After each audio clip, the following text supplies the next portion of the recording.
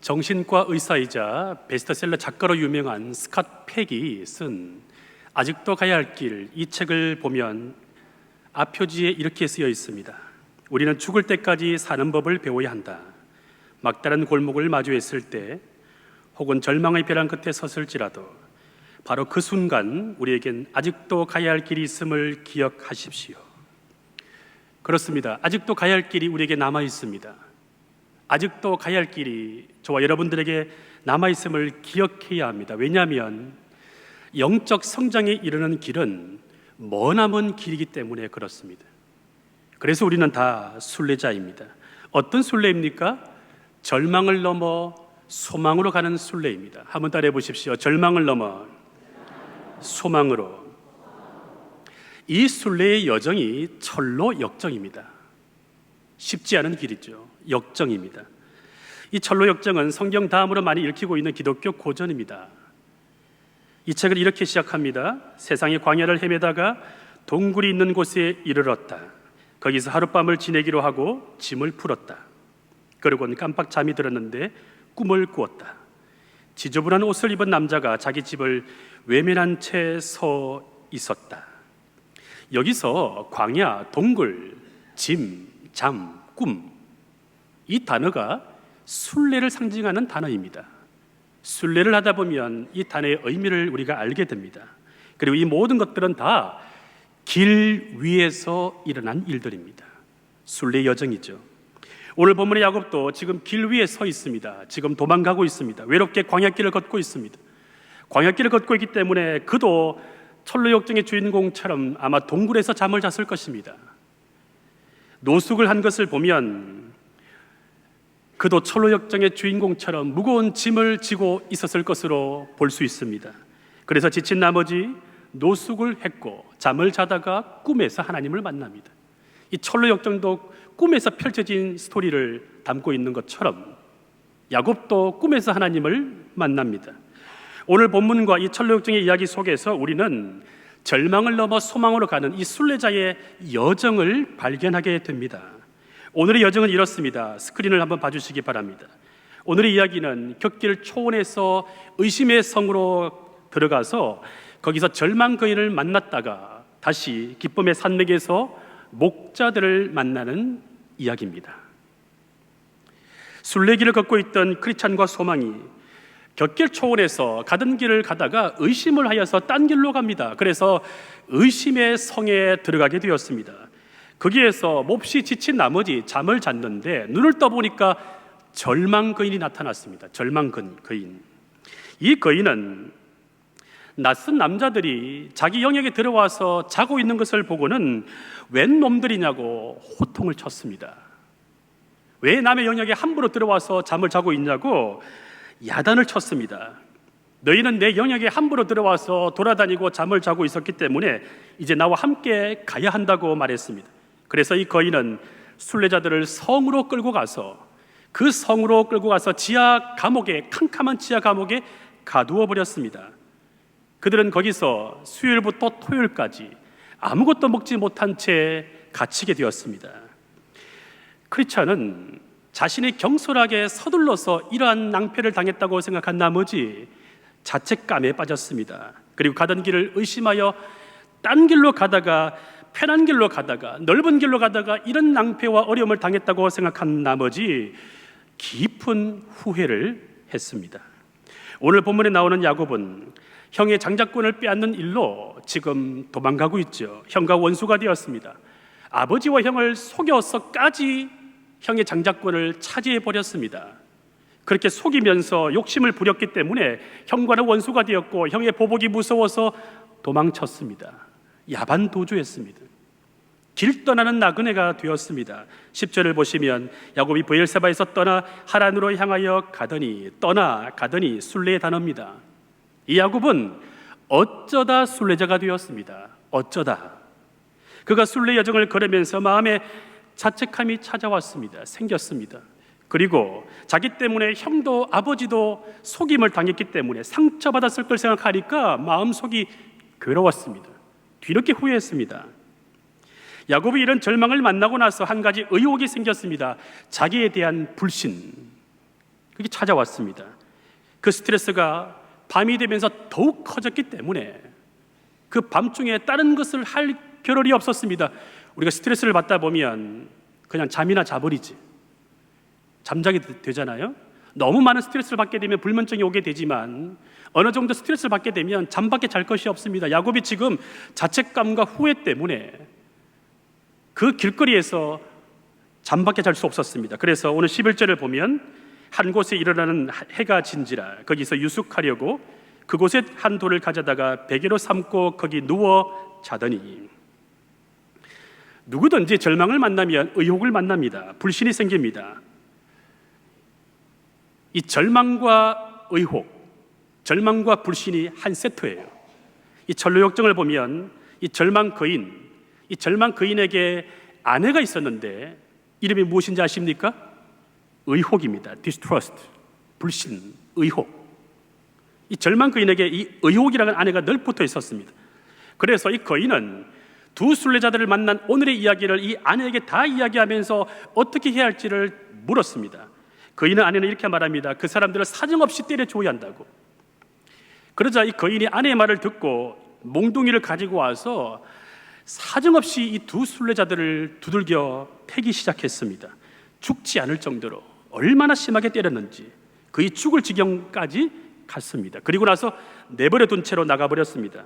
다음 날 밤에 거인의 아내가 이 순례자들이 있는 지하 감옥에 가보니까 멀쩡히 살아있는 것을 보고 나서 남편에게 다시 호통을 칩니다. 그들을 몰아세워서 스스로 목숨을 끊게 하라고. 끊임없이 이 절망 거인 그리고 아내의 의혹이 이 순례자들을 압박하고 있습니다. 다음 날 아침에 거인이 아내의 말을 듣고 이 순례자들에게 찾아가서 협박합니다.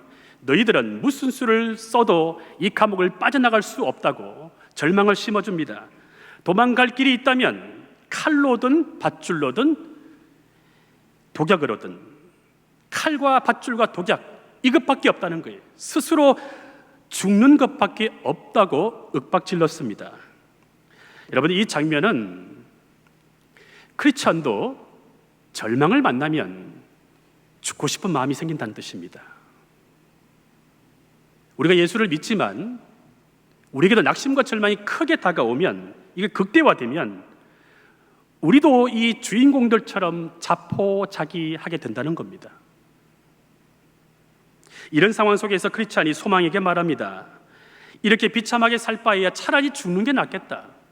거인의 손에 죽든지 아니면 스스로 죽든지 살 가치가 없다고 망연자실합니다. 바로 그때 소망이 말합니다. 지금 우리 형편이 몹시 나쁘다는 건 사실입니다. 하지만 우리가 거인의 생각을 받아들여서 스스로 목숨을 끊는다는 것은 하나님께서 금하고 계시는 일입니다. 그러니 우리 다시 한번 생각해 봅시다. 모든 것이 거인의 뜻대로만 되지는 않을 것입니다. 누가 압니까? 하나님께서 절망 거인을 죽게 하실지, 아니면 감옥 문 잠그는 걸 깜빡 잊을 수도 있지 않겠습니까?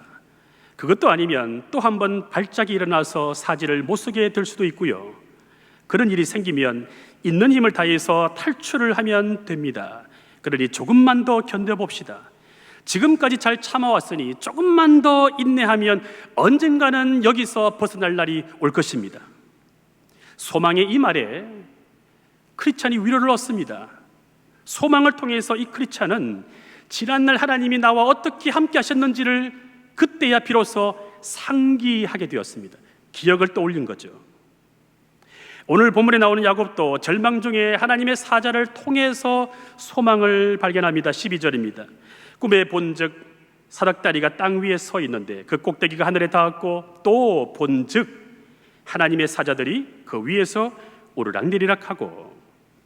계속해서 하나님이 야곱에게 소망의 말씀을 주십니다. 13절 15절의 말씀을 함께 읽겠습니다. 시작.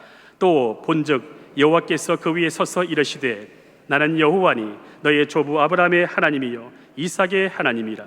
내가 누워있는 땅을 내가 너와 내 자손에게 주리니 내 자손이 땅의 티끌같이 되어 내가 서쪽과 동쪽과 북쪽과 남쪽으로 퍼져나갈지며 땅의 모든 족속이 너와 내 자손으로 말미암아 복을 받으리라.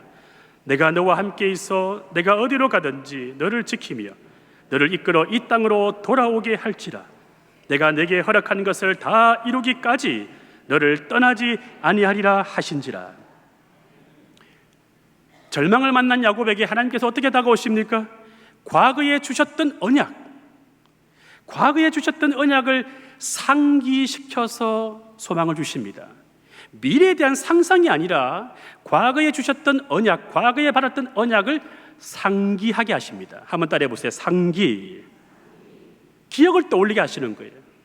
아버지에게 주셨던 약속, 할아버지에게 주셨던 그 약속을 주신 하나님께서 지금 야곱에게도 동일하게 신실하게 지금 역사하고 있음을 보여주시는 사건입니다. 할아버지에게도 신실하셨고 아버지에게도 신실하셨고, 지금 내가 절망 속에 있지만, 험한 길을 걸어가고 있고 지금 만신창이가 되어 있지만, 그럼에도 불구하고 과거에 역사하셨던 그 하나님이 지금도 나와 함께 하실 것이라고 하는 말씀에 대한 기억이 떠올랐던 것입니다. 오늘을 살아가는 우리도 마찬가지입니다. 여전히 하나님은 신실하십니다. 우리가 잘못된 길을 갈 때, 실수하여 넘어질 때, 후회하게 되고 낙심하게 되고, 우리도 절망거인을 만나서 나 자신이 너무나 초라해 보일 때, 어떤 사람에게는 돈이 절망거인이고, 어떤 사람에게는 건강이 절망거인이고, 자식이 절망거인이고, 무엇이 되었든지 간에 그 절망거인 때문에 나 자신이 너무나 초라해 보이고 작게 보여질 때가 있습니다. 바로 그때 주님께서는 당장 상황을 바꿔주시거나 환경을 바꿔주시기 전에 과거에 주셨던 그 약속을 다시 상기하게 하셔서 소망을 보게 하시는 하나님이십니다. 과거에 주셨던 약속, 이전에 주셨던 그 언약의 말씀, 그 약속을 하나님께서 다 이루실 때까지 떠나지 않겠다고 오늘 다시 한번 약속해 주시는 것입니다. 자, 이제부터 이 크리스찬과 소망은 기도를 하기 시작합니다. 약속의 말씀을 듣고 나서, 붙들고 나서 기도하기 시작합니다. 이 의심의 성에서 벗어나기 위해서, 절망거인에게서 벗어나기 위해서 사실은 기도밖에 할 것이 없었습니다. 그래서 그들은 해가 뜰 때까지 밤새도록 철야 기도를 했습니다. 기도가 끝날 즈음에 이 크리스찬이 갑자기 큰 소리로 외칩니다. 언약이라는 열쇠를 내 가슴에 늘 품고 다니면서도 내가 새까맣게 잊고 있었네, 이 바보같이. 자기의 가슴에 언약의 열쇠가 있었다는 것을 새까맣게 잊고 있었습니다. 언제 기억이 났습니까?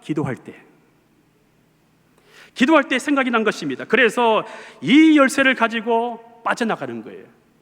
책을 보게 되면 이 열쇠는 언약이라고 나옵니다. 언약. 한번 따라해 보십시오. 언약. 절망 중에 언약을 붙들면 절망거인으로부터 벗어날 수가 있습니다. 절망 중에 있을 때 언약의 열쇠가 있으면 절망 감옥에서 벗어나게 될 줄로 믿습니다. 어떠한 절망이 있어도 과거에 주셨던 그 약속의 말씀을 다시 상기할 수 있다면 우리는 절망으로부터 해방될 수 있는 것입니다. 놀라운 건 이 순례자들이 기도했을 때 이것을 발견한 거예요. 어차피 걱정하고 어차피 염려할 바에야 차라리 기도하는 게 나은 줄로 믿습니다. 기도했을 때 언약의 열쇠가 생각이 났고, 기도했을 때 언약의 열쇠가 눈에 보였습니다. 왜 우리에게는 이 절망으로부터 벗어날 수 있는 언약의 열쇠가 안 보일까요? 수없이 말씀을 들었지만, 말씀을 읽었지만 왜 우리에게는 아직도 이 절망으로부터 벗어날 수 있는 열쇠가 나에게 없는 것일까요? 하나님은 절망 중에 있지만 기도하는 자에게 오늘도 이 언약의 열쇠를 보여주십니다. 우리 하나님은 상황을 빨리 안 바꿔주십니다. 환경을 빨리 안 바꿔주십니다. 그러면 좋겠는데 하나님은 그 상황과 환경을 견딜 수 있는 말씀의 능력을 부어주시는 하나님이십니다. 그리고 그 말씀이 새로운 말씀이 아니라 이미 과거에 내가 은혜 받았던 말씀, 오래전에 받았던 그 약속의 말씀을 다시 상기하게 해주시는 거예요.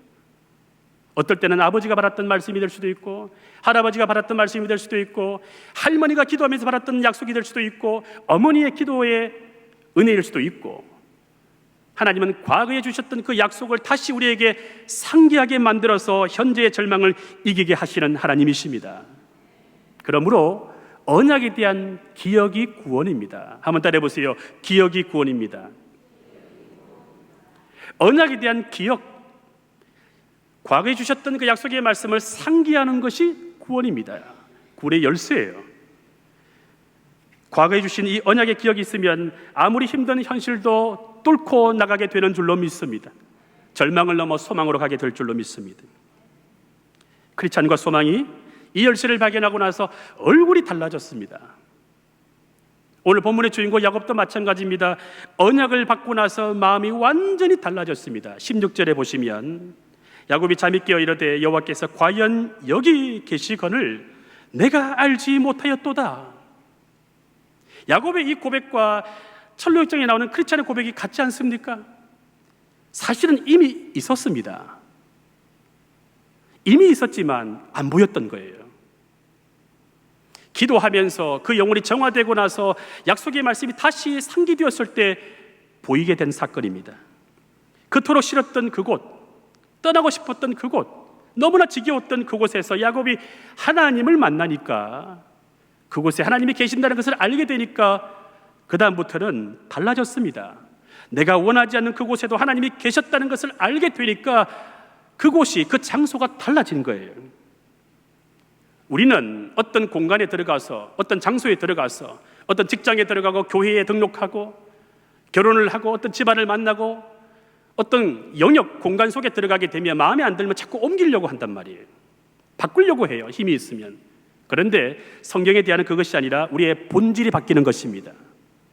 우리의 존재가 바뀌는 거예요. 야곱이 정말로 처량하고 슬프고 떠나고 싶었던 그곳에서 하나님을 만나니까 그곳이 달라진 거예요. 이렇게 언약을 받으면 내가 있는 공간, 내가 처한 상황이 달라지게 될 것입니다. 여러분들은 지금 어떤 절망을 만났습니까? 철로역정의 주인공들처럼 여러분에게도 절망 감옥이 있습니까? 절망 그인을 만나서 지금 한없이 나 자신이 초라하고 작게만 여겨지십니까? 언약의 열쇠를 받으시기를 바랍니다. 언약의 열쇠를 받을 때까지 기도하시기를 바랍니다. 기도하셔서 이 언약의 열쇠를 찾으시고 그 언약의 열쇠를 붙드셔서 절망 감옥으로부터 벗어나올 수 있기를 축복합니다. 기도로 언약이 성취됩니다. 한번 따라해 보세요. 기도로 언약이 성취됩니다. 그래서 야고보 사도가 절망을 만나고 고난을 당하면 기도할 것을 강조합니다. 너희 중에 고난 당하는 자가 있느냐? 그는 기도할 것이요. 이미 우리는 약속의 말씀을 다 받았습니다. 우리에게는 이미 과거의 은혜가 다 충만하게 임했습니다. 문제는 지금 그 은혜의 발전기가 안 돌아가기 때문이에요. 무엇 때문에 안 돌아갈까요? 기도가 없기 때문입니다. 기도가 약하기 때문이죠. 순례자들은 언약의 열쇠를 통해서 이 절망의 감옥을 빠져나와서 이제 소망의 길을 걷기 시작합니다. 걷고 또 걷고 계속 걸어서 마침내 기쁨의 산에 도착합니다. 이 기쁨의 산은 광야 같은 세상에서 힘들게 살다가 교회를 처음 다닐 때 경험하는 그 기쁨을 말합니다. 성화의 과정, 내가 점점 거룩해지는 이 성화의 과정, 영적으로 성숙해지는 그 과정을 거치면서 경험하게 되는 기쁨을 말합니다. 아마 여러분들 대부분 다 후자일 것입니다. 순례자들이 기쁨의 산에 도착해 보니까 여기에 보니까 정원이 있고 과수원이 있고 포도밭이 있습니다. 그리고 샘물도 있고 우물도 있습니다. 공통적으로 다 물이 있었어요. 마시는 물이 있었습니다. 왜 기쁨의 산에 물이 있었을까요? 왜 물이 기쁨을 상징할까요? 여러분 생각해 보셨습니까? 이렇게 한번 질문을 던져보면 좋겠네요. 커피와 콜라에 중독된 사람이 100m를 전력 질주하고 나면 물을 마시고 싶을까요? 커피와 콜라를 마시고 싶을까요? 경험이 없으십니까? 아무리 내가 커피에 중독이 되고 콜라에 중독이 되고 술에 중독이 되어도 전심전력으로 100m를 뛰고 나면 거의 대부분은 물을 찾습니다. 그때 만나는 물이 너무나 기쁘고 반가운 거예요. 너무 생명력이 있어요. 바로 그것을 말합니다. 기쁨의 산에서 마실 물이 있었다는 것은 교회가 목마른 자들에게 마실 물이 있는 것과 같다는 것을 말합니다. 교회에 와서 세상이 줄 수 없는 그 목마름을 해소하는 그곳이 바로 교회라는 거예요. 할렐루야. 생수의 강이 흐르는 곳, 요한복음 7장 38절은 말씀합니다. 나를 믿는 자는 성령의 이름과 같이 그 배에서 생수의 강이 흘러나오리라 하시니. 여러분, 신앙은 관념이 아닙니다. 배워서 예수를 믿고 배워서 하나님을 아는 것은 한계가 있어요. 그건 공부예요. 공부를 뛰어넘어야 됩니다. 기도가 깊어질 때, 영으로 하나님을 만날 때 그 하나님의 생명력을 내가 가슴에서, 뱃속에서부터 아는 거예요. 그것이 생수강이 흐른다고 말씀하는 것입니다. 우리 교회가 생수강이 철철철 흘러넘치는 교회가 되기를 바랍니다.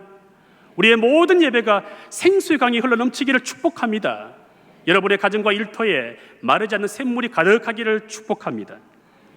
이제 순례자들은 기쁨의 산에서 반가운 사람들을 만납니다. 누구를 만날까요?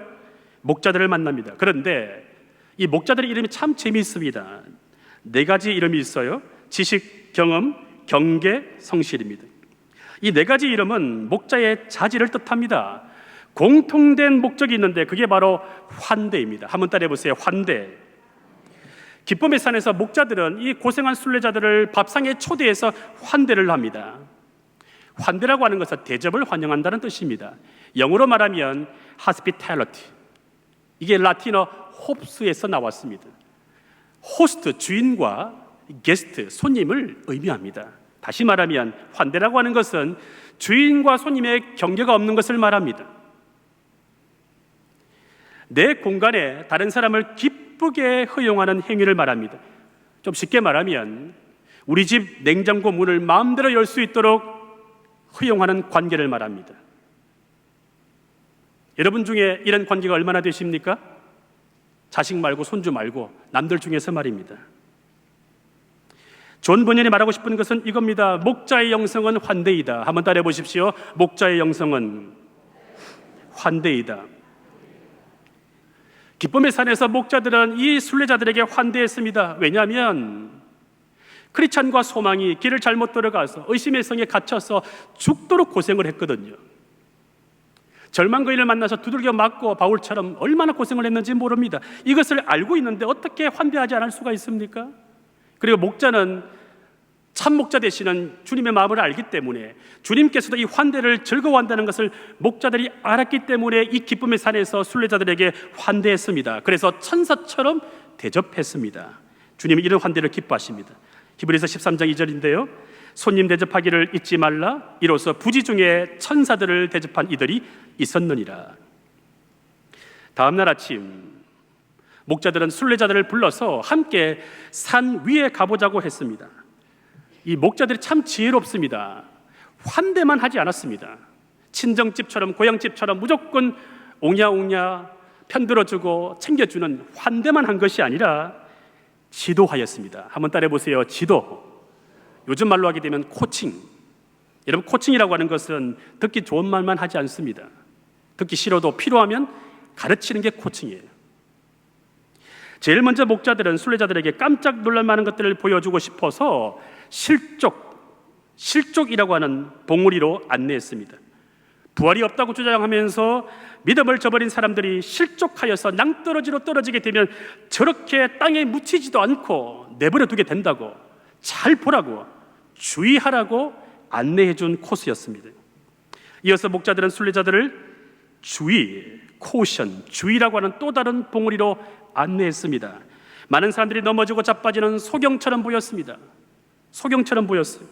순례자들이 길이 나쁘다고 하여서 바른 길을 버리고 유혹의 길을 따라서 좋은 길로 가다 보면, 좁은 길로 가지 않고 넓은 길로 가다 보면 처음에는 좋아 보일 것 같지만 결국 길을 잃게 되고, 길을 잃게 되면 의심의 성에 갇히게 되고, 의심에 사로잡히게 되고, 거기서 절망거인을 만나게 되고, 절망거인을 만나게 되면 나 자신 너무나 초라해지면서 죽고 싶은 마음이 들게 된다는 것을 주의하라고 가르쳐 주는 거예요. 이때 순례자들이 갑자기 기도하고 싶은 마음이 생겼습니다. 여러분, 목자를 만나면 기도하고 싶은 마음이 생겨야 할 줄로 믿습니다. 목자를 만나면 기도하고 싶은 마음이 생겨야 돼요. 주님을 더 의지하고 싶은 마음이 생겨야 됩니다. 순례자들이 그런 마음이 생겼어요.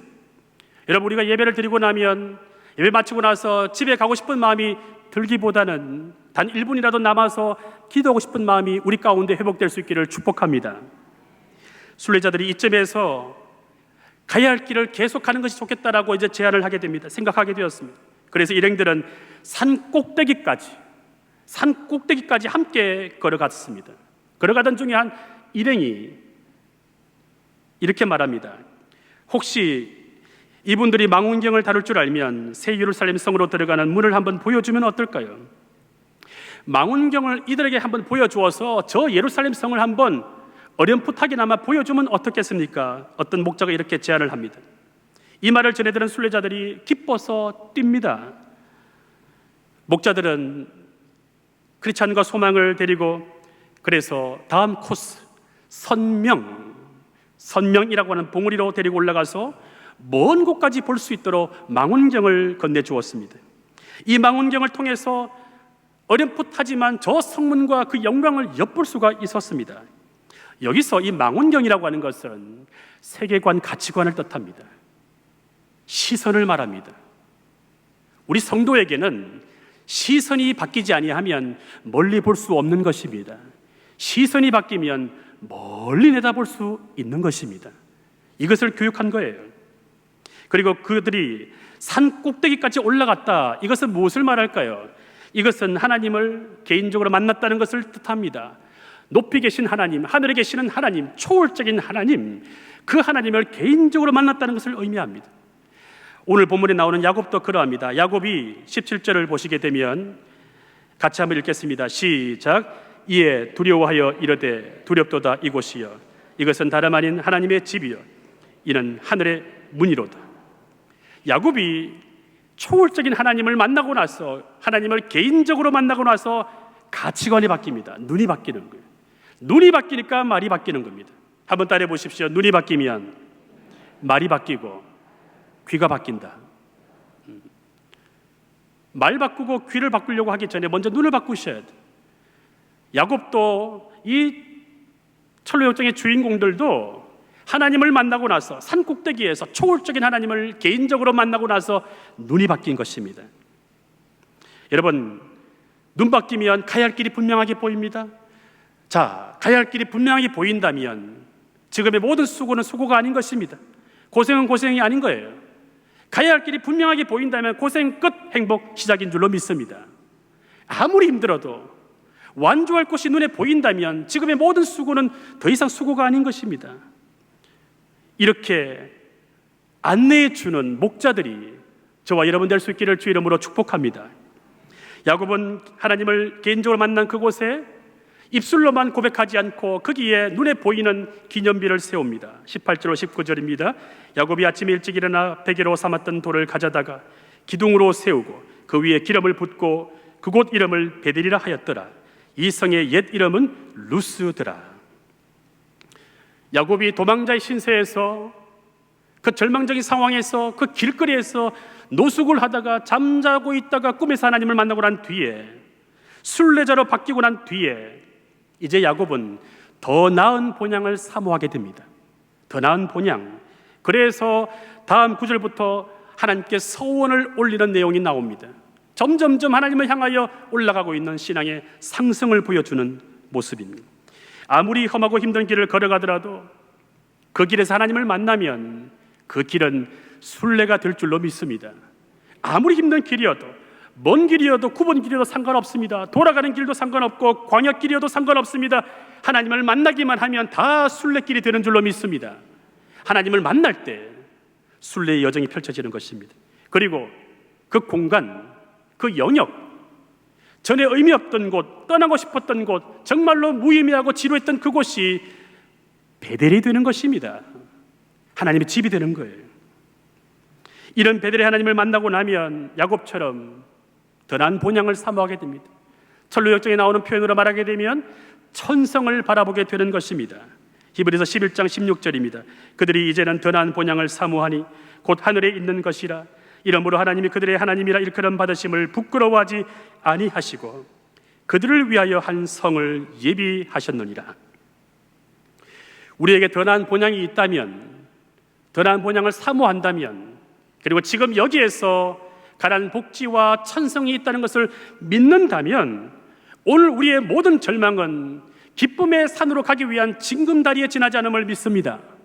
모든 절망은 기쁨의 산에서 목자 되시는 주님을 만나기 위한 과정에 지나지 않는다는 것을 믿게 되는 거예요. 그리고 이 또한 지나가리라. 초연해질 수 있는 것입니다. 여러분, 아직도 가야 할 길이 남아있고 그 길이 험하고 힘들다고 하여도, 또 언제까지 이 길을 걸어가야 할지 앞길이 보이지 않아도, 우리도 이 철로역정에 나오는 주인공 크리스찬처럼 길벗이 있고 길 되시는 주님이 있다면 반드시 절망을 넘어 소망으로 넘어가게 될 줄로 믿습니다. 길벗이 있다면, 길 대신 주님이 있다면, 아무리 험하고 힘든 길이랄지라도, 광야길이랄지라도 절망을 넘어 소망으로 건너가게 될 줄로 믿습니다. 존 버니는 그렇게 살았습니다. 그는 가난한 땜장의 아들로 태어나서 교육을 제대로 받지 못했습니다. 절망하지 않았습니다. 그럼에도 불구하고 절망하지 않았습니다. 자신의 가난을 문학과 영성으로 승화시켰습니다. 자신의 가난을 문학과 영성으로 꽃을 피운 거예요. 그래서 청교도 시대에 가장 탁월한 평신도 설교자요 작가로 활동할 수가 있었습니다. 이 당시는 영국의 왕이 국교회 외에는 어떠한 다른 종교도 다른 교회도 허락하지 않는 시대였습니다. 그렇지만 버녀는 이 제도권 안에서 신앙생활하는 것이 너무나 답답하였습니다. 자기 안에 있는 복음의 순수성, 그 열정을 제도권 안에서 표현할 수 없었기 때문에 그는 계속해서 복음을 전파하였고 설교를 계속하였습니다. 설교한 죄로 체포되어서 3개월간 수감되었습니다. 감옥에서 풀려난 후에도 그가 절망 속에서 만난 소망의 주님을 전파하지 않고서는 견딜 수 없었기 때문에 그는 설교하면 안 된다고, 다시 수감될 수 있다고 하는 명령을 받았음에도 불구하고 여전히 복음을 전하고 설교를 하다가 잡혀 들어가서 결국 12년간 옥살이를 하게 되었습니다. 그런데 그 12년 동안 그 깊은 어둠 속에서, 그 절망적인 상황에서 그는 더 깊은 소망의 주님을 만났습니다. 그 절망 상황 속에서. 그래서 마침내 위대한 작품인 철로역정을 집필하게 되었습니다. 그는 절망을 넘어 소망으로 건너간 순례자였습니다. 더 나은 본향을 사모하며 끝까지 완주한 순례자였습니다. 아직도 우리에게는 가야 할 길이 남아 있습니다. 그래서 우리도 야곱처럼 번연처럼 여전히 우리는 순례자입니다. 인생길을 가다가 의심과 절망을 만나더라도, 의욕과 불신이 찾아오더라도 약속의 말씀을 붙들고 절망을 넘어 소망으로 한 걸음 한 걸음 나아갈 수 있기를 바랍니다. 그리하여 마침내 천성을 향한 완주에 다 도달할 때까지 순례길을 걸어가시는 저와 여러분 될 수 있기를 주의 이름으로 축복합니다.